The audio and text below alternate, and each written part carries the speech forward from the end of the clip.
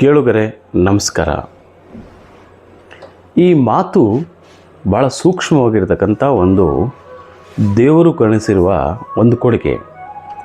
ಆದರೆ ಈ ಮಾತನ್ನು ಮನುಷ್ಯ ಹೇಗೆ ಬೇಕಾದರೂ ಮಾತಾಡೋಕ್ಕೆ ಬಳಸ್ತಾನಲ್ಲ, ಇದು ಭಾಳ ದುರಂತ. ಮಾತನ್ನು ಕೊಡದೇ ಇದ್ದಿದ್ರೆ ಏನಾಗ್ಬೋದಾಗಿತ್ತು? ಮನುಷ್ಯ ಮೂಕನಾಗಿರ್ತಿದ್ದ, ತನ್ನ ಸನ್ನೆಯಿಂದಲೇ ಎಲ್ಲವನ್ನು ಬಗೆಹರಿಸ್ಕೊಳ್ತಾ ಇದ್ದ. ಮಾತು ಎಷ್ಟು ಹರಿತವಾಗಿರುತ್ತೆ ಅಂತಂದರೆ, ಒಮ್ಮೊಮ್ಮೆ ಮನುಷ್ಯನ ಮನಸ್ಸನ್ನು ಸಂಪೂರ್ಣವಾಗಿ ಕೆಡಿಸಿಬಿಡುತ್ತದೆ. ಒಮ್ಮೊಮ್ಮೆ ಮನುಷ್ಯನ ನಿದ್ದೆಯನ್ನೇ ಕೆಡಿಸುತ್ತದೆ. ಒಮ್ಮೊಮ್ಮೆ ಮನುಷ್ಯನ ನೆಮ್ಮದಿಯನ್ನೇ ಹಾಳು ಮಾಡಿಬಿಡುತ್ತದೆ. ಒಮ್ಮೊಮ್ಮೆ ಮನುಷ್ಯನ ಅವನ ಅಸ್ತಿತ್ವವನ್ನೇ ಸರ್ವನಾಶ ಮಾಡಿಬಿಡುತ್ತದೆ. ಹಾಗಾಗಿ ಈ ಮಾತಿಗೆ ಎಷ್ಟೊಂದು ಶಕ್ತಿ ಇದೆ. ಮಾತು ಆಡಿದರೆ ಹೋಯಿತು, ಮುತ್ತು ಹೊಡೆದರೆ ಹೋಯಿತು ಅಂತಕ್ಕಂಥ. ಹಾಗಾಗಿ ಮಾತಿಗಾಗಿ ಸತ್ತವರು ಎಷ್ಟೊಂದು ಜನ. ಕೊಟ್ಟ ಮಾತು ಅದನ್ನು ಈಡೇರಿಸೋದಕ್ಕಾಗಿ ಎಷ್ಟೋ ಜನ ಎಷ್ಟೊಂದು ತ್ಯಾಗವನ್ನು ಮಾಡಿದ್ದಾರೆ ಅಂತ. ಆದರೆ ಈ ಮಾತುಗಳು ಜಾಳಾದ ಮಾತುಗಳಿಂದ ಕೆಲವರು ತಾನು ಎಲ್ಲವನ್ನು ಸಾಧಿಸ್ತೀನಿ ಅಂತಕ್ಕಂಥ ದುರಹಂಕಾರವನ್ನು ಹೊಂದುತ್ತೀವಲ್ಲ, ಇದು ಬಹಳ ದೊಡ್ಡ ತಪ್ಪು. ಇವತ್ತು ಯಾರ ಮಾತು ಯಾರೂ ಕೇಳೋದಿಲ್ಲ. ಅಪ್ಪನ ಮಾತು ಮಗ ಕೇಳಲ್ಲ, ಮಗನ ಮಾತು ಅಪ್ಪ ಕೇಳಲ್ಲ, ಹೆಂಡತಿ ಮಾತು ಗಂಡ ಕೇಳಲ್ಲ, ಗಂಡನ ಮಾತು ಹೆಂಡತಿ ಕೇಳಲ್ಲ, ಸೊಸೆ ಮಾತು ಅತ್ತೆ ಕೇಳಲ್ಲ, ಮಾವನ ಮಾತು ಅತ್ತೆ ಕೇಳಲ್ಲ, ಸೊಸೆ ಕೇಳಲ್ಲ, ಮಕ್ಕಳು ಕೇಳಲ್ಲ. ಸೊ ಪರಿಸ್ಥಿತಿ ಹೀಗಿರುವಾಗ ಈ ಮಾತಿಗೆ ಬೆಲೆ ಉಂಟೆ? ಮಾತು ಭಾಳ ಸೂಕ್ಷ್ಮವಾಗಿರಬೇಕು. ಮಾತು ಮತಿಸಬೇಕು. ನಮ್ಮ ಒಳಗಡೆ ಆ ಮಾತಿಗೆ ಗಾಂಭೀರ್ಯ ಬೇಕು. ಕೆಲವರು ಮಾತನಾಡುವುದೇ ಇಲ್ಲ, ಆದರೆ ಮಾತನಾಡಿದರೆ ನಿರರ್ಗಳವಾಗಿ, ನಿರ್ಮಲವಾಗಿ, ಶುದ್ಧವಾಗಿ, ಹಸಿ ಗೋಡೆಯೊಳಗೆ ಹಳ್ಳು ಎಸೆದಂತೆ ಒಂದೊಂದು ಮಾತು ಮನಸ್ಸಿನೊಳಗೆ ನಾಟುವಂತೆ ಮಾತನಾಡುತ್ತಾರೆ.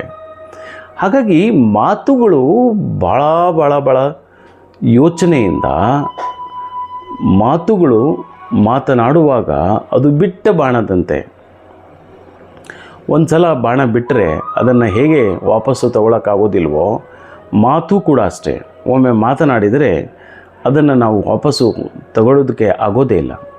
ಈ ನಡುವೆ ಕೆಲವರಿಗೆ ಈ ಅಹಂ ಅಂತಕ್ಕಂಥದ್ದು ಕಾಡುತ್ತೆ. ಈಗೋ ಅಂತ ನಾವೇನು ಕರಿತೀವಿ. ನನ್ನ ಮಾತೇ ನಡಿಬೇಕು, ನಾನು ಹೇಳಿದ್ದೇ ಆಗಬೇಕು, ನಾನು ಕೊಟ್ಟ ಶಪಥವೇ ಆಗಬೇಕು, ನನ್ನ ಮಾತಿಗೆ ತೂಕ ಇರಬೇಕು, ನನ್ನ ಮಾತಿಗೆ ಹೀಗೆ ತಾನು ಶ್ರೇಷ್ಠ ಎಂತಲೋ, ತಾನು ಸರ್ವಶ್ರೇಷ್ಠ ಎಂತಲೋ ನಿರೂಪಿಸೋದಕ್ಕೆ ಕೆಲವರು ಮಾತಾಡ್ತಾನೆ ಇರ್ತಾರೆ. ಈ ಮಾತಿಗೆ ಅರ್ಥ ಉಂಟೆ? ಯಾವ ಕಾಲಕ್ಕೂ ಸರ್ವಕಾಲಿಕ ಸತ್ಯ ಅಲ್ಲ. ನೋಡಿ, ಸಾಕ್ರೆಟಿಸ್, ಪ್ಲೇಟೋ, ಅರಿಸ್ಟಾಟಲ್, ಈ ಮೂರು ತತ್ವಜ್ಞಾನಿಗಳಲ್ಲಿ ಸಾಕ್ರೆಟಿಸ್ ಮೊಟ್ಟ ಮೊದಲಿಗ. ಮುಂದೆ ಇತಿಹಾಸಕ್ಕೆ ಹೆದರಿ ಅವನು ತನ್ನ ಮಾತಿಗೆ ಗಂಟು ಬಿದ್ದ. ಅವನು ಸಂಪೂರ್ಣವಾಗಿ ವಿಷವನ್ನು ಕೊಡ್ದ, ಕೇವಲ ಮಾತಿಗೆ, ಸತ್ಯಕ್ಕಾಗಿ. ಆದರೆ ಒಮ್ಮೊಮ್ಮೆ ಈ ಸತ್ಯ ಯಾವುದು ಅಂತ ಹುಡುಕಾಟಕ್ಕೆ ಹೊರಟ್ರೆ ಏನು ಹಂಗಾರೆ ಸತ್ಯ? ಹಂಗಾರೆ ಸತ್ಯವಂತ ಯಾರು? ಮನುಷ್ಯ ಸಹಜವಾಗಿರ್ತಕ್ಕಂಥ ದೌರ್ಬಲ್ಯಗಳನ್ನು ಹೊಂದಿರತಕ್ಕಂಥದ್ದು. ಇಲ್ಲಿ ಯಾರೂ ದೇವರಲ್ಲ. ನಾನು ದೇವರೇ, ನೀವು ದೇವರೇ, ಯಾರೂ ಅಲ್ಲ. ದೇವರಾಗಕ್ಕೆ ಸಾಧ್ಯವೂ ಇಲ್ಲ, ದೇವರಾಗಕ್ಕೆ ಹೋಗಲೂಬಾರ್ದು. ಯಾಕಂದರೆ ಮನುಷ್ಯ ತಪ್ಪು ಮಾಡೋದೇ ಮನುಷ್ಯನ ಗುಣ. ಆದರೆ ಪದೇ ಪದೇ ತಪ್ಪು ಮಾಡೋದು ಅದು ಮನುಷ್ಯನ ಗುಣವಲ್ಲ. ಆ ಪದೇ ಪದೇ ತಪ್ಪನ್ನು ಮಾಡೋದಕ್ಕೆ ಹಚ್ಚೋರು ಯಾರು? ಪ್ರೇರೇಪಣೆ ಕೊಡೋರು ಯಾರು? ಅದನ್ನು, ಆ ತಪ್ಪುಗಳನ್ನು ಮತ್ತೆ ಪುನರಾವರ್ತನೆಗೆ ಕಾರಣ ಯಾರು? ಅದನ್ನು ಜನ ಯಾಕೆ ಅರ್ಥ ಮಾಡಬೇಕು? ಈ ಸಮಾಜ ಭಾಳ ವಿಚಿತ್ರವಾಗಿರ್ತಕ್ಕಂಥದ್ದು. ಈ ಸಮಾಜದಲ್ಲಿ ಬರ್ತಿರ್ತಕ್ಕಂಥ ನಾವೆಲ್ಲರೂ ಕೂಡ ಭಾಳ ಸೂಕ್ಷ್ಮವಾಗಿ ಅದನ್ನು ಗಮನಿಸಬೇಕಾಗಿದೆ. ಮಾತಿಗೆ ಇವತ್ತು ಎಷ್ಟು ಮೌಲ್ಯ ಇದೆ ಅಂತಂದರೆ, ಮಾತಿಗೆ ಎಷ್ಟು ತೂಕ ಇದೆ ಅಂತಂದರೆ ತೂಕದ ಮಾತು ಅಂತ ನಾವು ಕರಿತೀವಿ. ಯಾವುದನ್ನು ತೂಕದ ಮಾತು ಅಂತ ಕರಿತೀವಿ? ಆಡಿದ ಮಾತಿಗೆ ನಾವು ಬದ್ಧರಾಗಿರೋದಕ್ಕೆ ತೂಕದ ಮಾತು ಅಂತ ಕರಿತೀವಿ. ಹಾಗಾಗಿ ಮಾತು ಭಾಳ ಮುಖ್ಯ.